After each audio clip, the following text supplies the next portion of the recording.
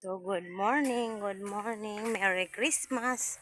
Today is December 25, 9:30 a.m. So, kasama ko. So, punta kami sa labas kasi mag-Christmas kami sa kaibigan. So, tapos na namin pinakain si Lolorit. Tapos na akong, kanina pa lang umaga pumunta ako sa trabaho, naglinis ako, nagpakain ng aso. Kasi yung amo, nagbakasyon silang lahat. So, ako ang naiwan sa bahay para magpakain ng aso at naglilinis ako konti. So, after, umuwi, naligo. Tapos, ayun, sa bahay, okay na naman si Lolo Rick napakain na. Yun. Si Chris, nagpakain na. Pinapakain ng mga aso. Mamaya-maya, pupuntahan din niya kami. Kasi malayo-layo ang puntahan namin. Magmotor kami. Ang view. Ah! Ano na yan?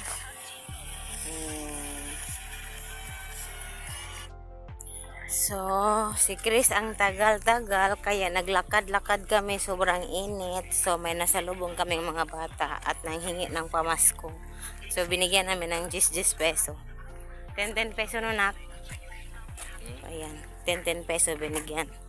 So, itong paligid namin, oh, ayan. Paligid namin. Ayan, papunta kami sa labas talaga.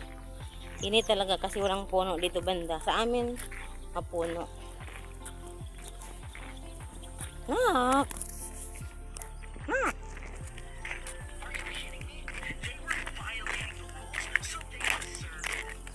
Tanaw ko, nak. Na, diba? Ba, di si Chris ang tagal. Sobra. Kaya lakad-lakad na lang.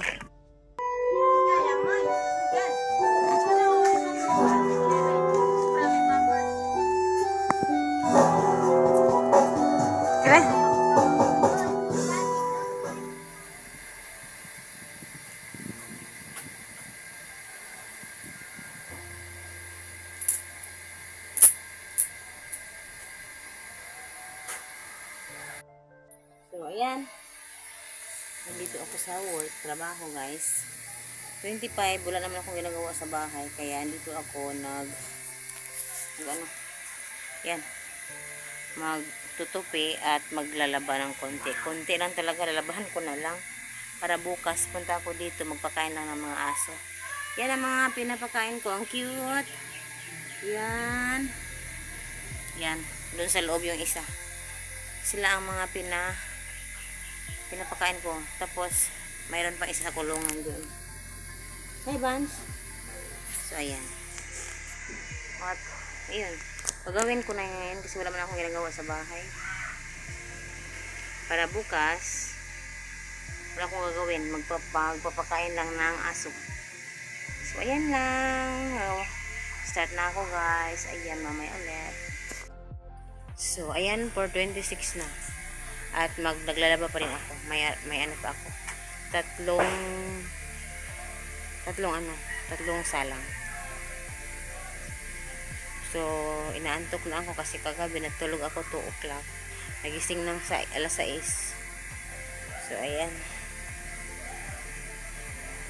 Pero gusto kong maglaba kasi para bukas wala akong labahan. Tapos, marami rin akong labahan sa bahay. Kailangan ko ding yung tulungan kong kaibigan kong maglinis sa bahay ng biyanan kasi may titira doon, bagong titira kasi walang tao na yung bahay na yun. Yung biyanan ko matagal pang babalik daw, so ano nila ng iba, papatirahan nila ng iba para may tao yung bahay. So ayan lang, dito pa ako sa trabaho. Ayan.